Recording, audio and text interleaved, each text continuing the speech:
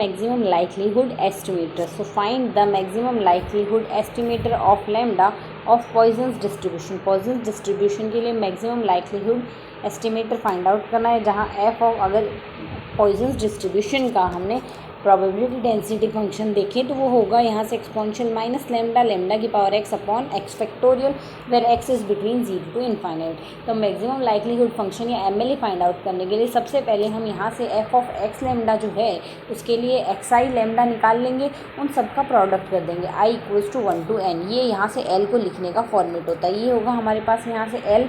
अब यहाँ से जैसे अगर हम x1 लेंगे तो x1 के लिए यहाँ से f की वैल्यू ये आएगी, रिस्पेक्टिवली x2 के लिए वैल्यू ये आएगी। लेमडा एज इट इज़ है, लेमडा की जगह लेमडा ही लिखना है, x1 x2 की जगह हम वैल्यू रिप्लेस करते जा रहे हैं। इसी तरीके से xn तक आएगा। तो यहाँ से अगर हम देखें बट्टे में जैसे डिनोमिनेटर में x1 x2 x3 up to xn है, तो इन सब का प्रोडक्ट आ गया। और न्यूमिनेटर में अगर देखें तो एक्सपोनेंशियल लेमडा है, एक्सपोनेंशियल लेमडा एक्सपोनेंशियल लेमडा, ऐसा n टाइम तक है। तो अगर n टाइम तक आधार समान हो घातें जुड़ जाएंगी, तो यहाँ से लेमडा लेमडा n टाइम तक जुड़ेंगे, n लेमडा हो जाएगा। तो ये वैल्यू आ जाएगी एक्सपोनेंशियल माइनस n लेमडा। यहाँ से हमारे पास इसकी वैल्यू कुछ इस तरीके से आ जाएगी। तो नेक्स्ट अगर हम देखें इसके केस में हमारे पास यहाँ से लेमडा आधार समान है, घातें जुड़ जाएगी, तो लेमडा की पावर x1 प्लस x2 इस तरीके से जुड़ती जाएगी, तो ये वैल्यू आ जाएगी। तो इस तरीके से वैल्यू आ जाएगी। ये l की वैल्यू हमने सिंप्लीफाई किया, हमने log n लेना है तो log लगा देंगे आगे।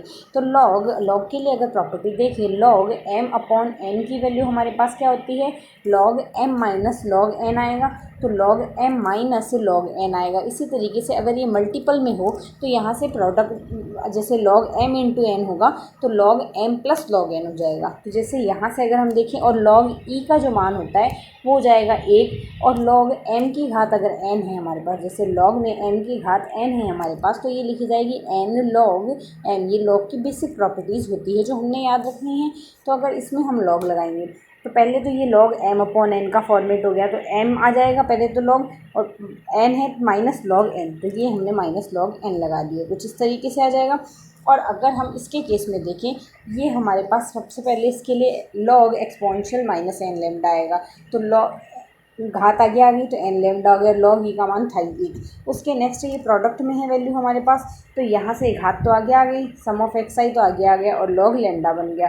इसी तरीके से ये प्रोडक्ट में है, जैसे यहाँ से log प्रोडक्ट ऑफ एक्स आई है तो हमने प्रोडक्ट के लिए कहा है, सारे जुड़ जाएंगे, तो इस तरीके से वैल्यू आ गई। अब हम कह रहे हैं यहाँ से हमने इसका मैक्सिमम फाइंड करना है। तो मैक्सिमम करने का तरीका क्या होता है, अगर आपको फंक्शन दिया हुआ उसका मैक्सिमम फाइंड आउट करना हो जिस भी वेरिएबल के रेस्पेक्ट में, तो उसका डिफरेंशिएशन कर देते हैं उसी वेरिएबल के रेस्पेक्ट में। डिफरेंशिएशन करके 0 के इक्वल रख देंगे, एक बार अवकलन अगर 0 के इक्वल रख रहे हैं तो दोबारा अवकलन और करेंगे, एफ डबल डैश निकालेंगे। अगर वैल्यू हमारे पास लेस देन 0 आती है तो मैक्सिमा है, और ग्रेटर देन 0 आती है तो मिनिमा है। ये प्रोसेस हम काम में लेंगे। तो यहाँ से अगर देखें, हमने यहाँ से इसका डिफरेंशिएशन कर दिया विद रिस्पेक्ट टू लेमडा, क्योंकि हमने एमएलई फाइंड आउट करनी है फॉर लेमडा। अवकलन करेंगे तो माइनस ऑफ एन आ गया, प्लस यहाँ से इसका अवकलन क्या होगा लेमडा के रेस्पेक्ट में, लॉग एक्स का डिफरेंशिएशन एक्स के रेस्पेक्ट में 1 अपॉन एक्स होता है, तो यहाँ से 1 अपॉन लेमडा आ गया, sum of X I as it is आ गया, और ये प्रॉपर कॉन्स्टेंट हो गया, तो इसका अवकलन 0, कॉन्स्टेंट का अवकलन 0 होता है, तो ये वैल्यू आ गई। इसके केस में अब अगर पक्षांतरण कर दें तो पक्षांतरण करने से ये माइनस एन RHS में जाएगा प्लस n बन जाएगा, फिर क्रॉस मल्टीप्लाई कर देंगे तो लेमडा की वैल्यू ये आ जाएगी, sum of X I upon n। राशियों व योग बटे राशियों की संख्या हमारे पास इस क्या होगा, am होगा यहाँ से एल्जेब्रिक मीन, तो ये वैल्यू आ जाएगी x बार, लेमडा की वैल्यू आ गई हमारे पास x बार।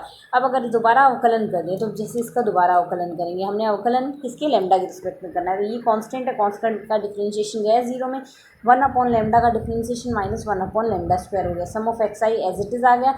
इसको सॉल्व करेंगे तो यहाँ से हमने जैसे वैल्यू निकाली है, लेमडा की वैल्यू क्या है, ये एक्स बार आ चुकी है, तो लेमडा की जगह एक्स बार सीधा रिप्लेस कर देंगे, एक एक्स बार से एक एक्स बार कट जाएगा, माइनस एन अपॉन एक्स आ गया, जो वैल्यू नेगेटिव आ रही है। तो इससे प्रूफ होता है हमारे पास जो माइनस एक्स बार आया है यही इसके लिए एमएलई है। Thank you.